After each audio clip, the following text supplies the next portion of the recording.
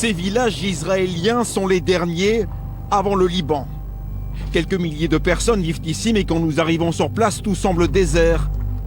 Des combats sont en cours à quelques centaines de mètres. Cela se passe de l'autre côté de la frontière, au Liban, où des tanks israéliens comme celui-ci sont installés et bombardent des positions du Hezbollah qui répliquent à coups de roquettes. En plus du bruit des tirs et des coups de canon, on entend ici en permanence le bruit des drones israéliens qui surveillent les villages libanais pour détecter tout éventuel départ de roquettes du Hezbollah et répliquer immédiatement. Car les roquettes du Hezbollah continuent à tomber sur Israël. Cette maison a été touchée. Les habitants étaient en train de célébrer la fête juive de Purim. 4 ont été blessés. Au 6e jour d'un conflit qui embrase le Moyen-Orient, une question hante les chancelleries du monde entier. Qui est en train de gagner la guerre en Iran?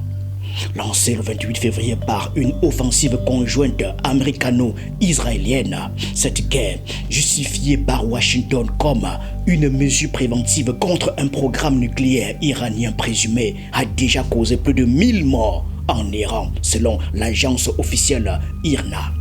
Les frappes incessantes sur Téhéran et les infrastructures stratégiques ont plongé la République islamique dans un chaos sans précédent, avec la mort confirmée du guide suprême Ali Khamenei dès les premiers jours. Pourtant, au-delà des bilans humains et des ruines fumantes, une analyse fine révèle une domination claire des forces coalisées, tempérée par des ripostes iraniennes qui pourraient transformer cette victoire tactique en un enlisement stratégique. Si on part du principe que pour Téhéran, le temps est relativement compté. Pourquoi je dis ça? Parce que l'armement dont dispose Téhéran, après on viendra peut-être à des choses plus intéressantes sur le fond de l'affaire, mais l'armement dont dispose Téhéran n'est pas extensible à merci, et que il s'agit de frapper fort à des endroits où on ne les attend pas forcément. Dans les premières heures, les États-Unis et Israël ont imposé leur suprématie aérienne. Peter Hegseth, secrétaire à la défense américain, l'a affirmé sans embâche lors d'un briefing au Pentagone le 4 mars. Hier, dans l'océan Indien, et nous allons le montrer à l'écran, un sous-marin américain a coulé un navire de guerre iranien qui pensait être en sécurité dans les eaux internationales. Et au lieu de cela, il a été coulé par une torpille, une mort silencieuse. Le premier naufrage d'un navire ennemi par une torpille depuis la Seconde Guerre mondiale. Et comme pendant cette guerre, à l'époque où nous étions encore le ministère de la guerre, nous nous battons pour gagner.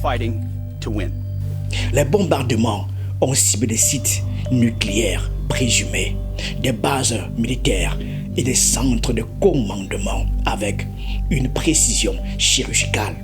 Israël, de son côté, revendique la destruction d'un centre militaire souterrain secret près de Téhéran, qualifié d'élément clé pour le développement d'armes atomiques. Il y a peu, un avion de chasse F-35 Hadir a abattu un avion de chasse iranien au-dessus de Téhéran en Iran. C'est la première fois qu'un avion de chasse piloté est abattu par un F-35. Sur mer, la marine américaine a infligé des pertes dévastatrices.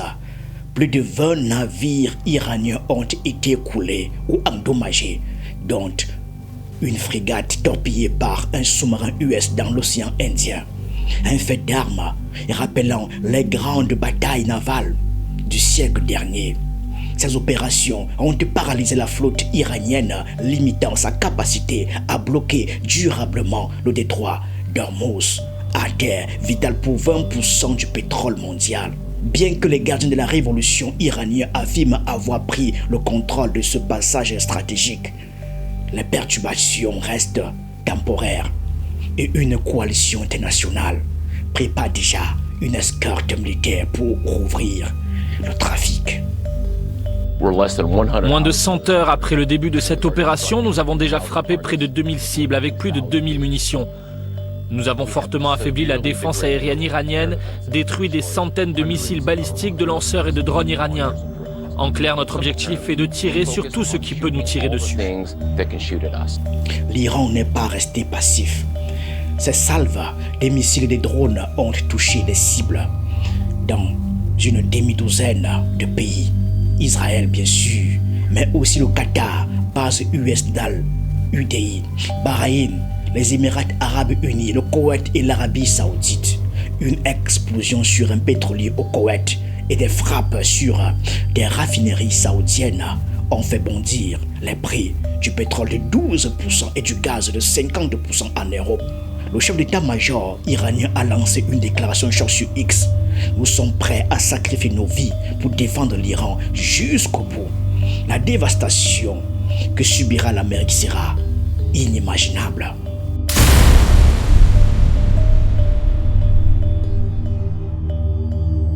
Pourtant, ces ripostes, bien que spectaculaires, peinent à inverser la tendance.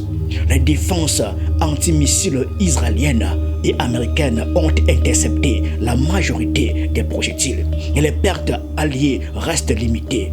11 morts en Israël contre plus de 940 en Iran, selon des sources.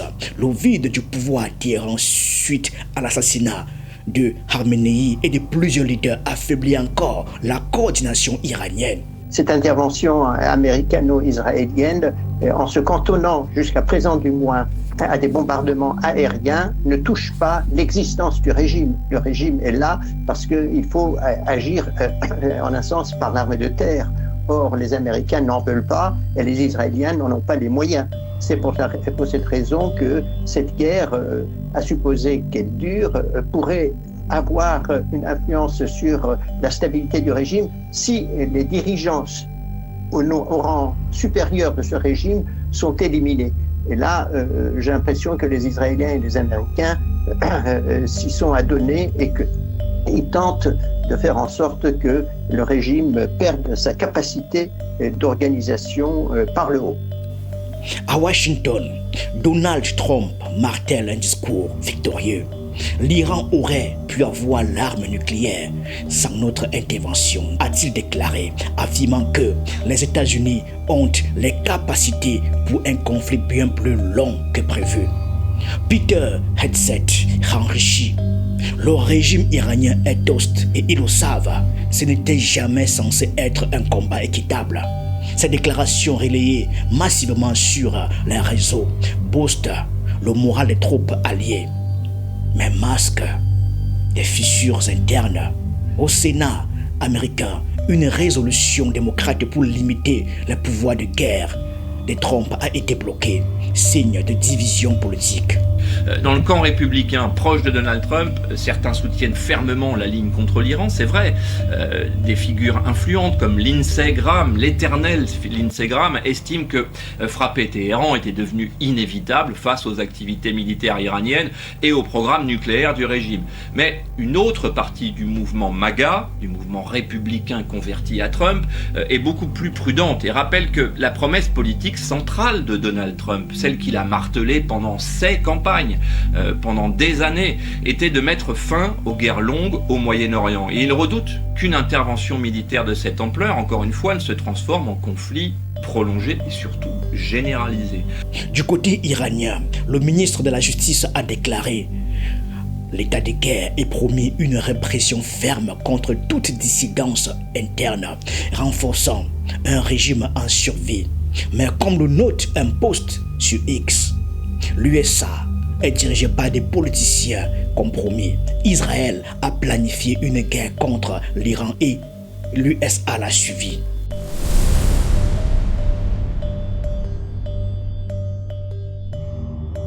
À ce stade, les États-Unis et Israël dominent militairement avec une dégradation rapide des capacités iraniennes en missiles et en défense aérienne. Cependant, l'extension du conflit au Liban frappe sur le Hezbollah et aux pays du Golfe risque d'entraîner une guerre régionale prolongée. Le choc économique, bourse en chute, inflation énergétique pourrait transformer cette opération décisive en un bourbier comparable au Vietnam ou à l'Afghanistan, comme le craint le chef d'état-major iranien. Emmanuel Macron, depuis Paris, a appelé Israël à éviter une offensive terrestre au Liban, soulignant les risques humanitaires. Mais comme l'interroge un analyste, est-ce la fin d'un régime ou le début d'un chaos? Pour l'heure, la coalition gagne sur le terrain, mais l'Iran, par sa résilience et ses proxys, pourrait bien imposer un match nul sanglant. Le monde entier regarde, car dans cette partie d'échecs géopolitiques, personne ne sort vraiment vainqueur sans payer un prix exorbitant. Merci.